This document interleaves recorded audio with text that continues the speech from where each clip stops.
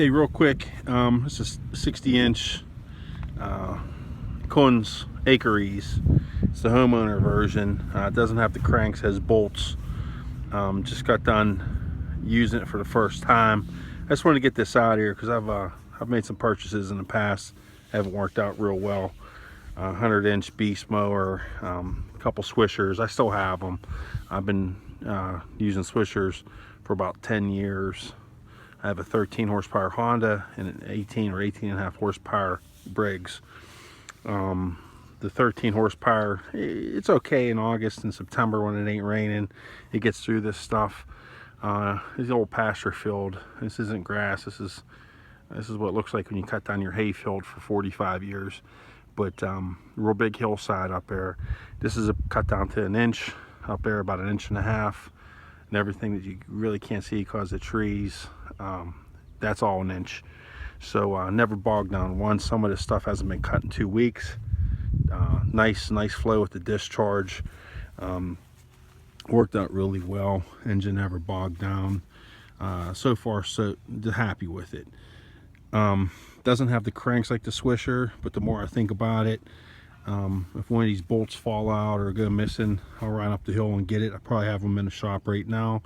Swisher is $32 for a crank, $11 shipping. Big mistakes, man. It costs a lot of money every week for me because they charge $11 for shipping on everything, whether it's like an eye bolt or anything. This thing tracks real well on a steep hillside. It never slid down. Did real well.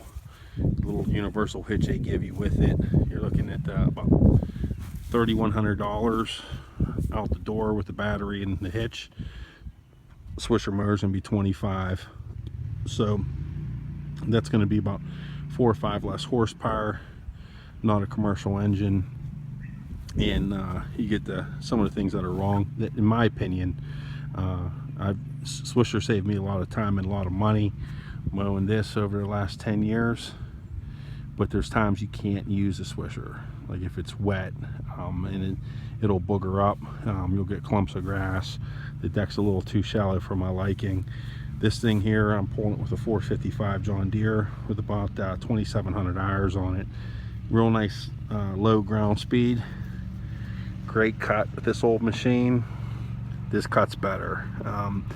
If you see anything boogered up here, it's probably from the swamp grass.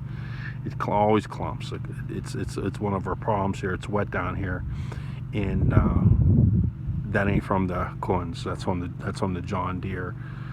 So it takes about 4 days to come in. I got mine in about 4 days after I ordered it. They dropped it off for me. Spoke with Matt Kunz from Kunz Engineering.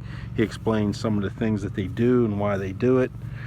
And most of these machines are accountable. They're still out there. They've been making these things for 25 years, built like a tank. Everything's bigger, belts, pulleys. It's just, to me, hopefully, I've only got 4.5 hours on this machine. If I don't have it offset, it takes me 12 hours to do all this with a 60-inch cut. With an offset, 6 hours. I had a little help from my younger brother today. He wasn't pulling anything. He just kind of tagging along, and I'll tell you, it's so far so good. I wish I had money to buy another one tomorrow and start towing 2 of them at the same time on a bigger tractor or an ATV. So don't, before you purchase something, a lesser machine, realize these are out there. Seems like a smaller company, but that's a good thing. You can actually get somebody on the phone and not a bad website when you order parts.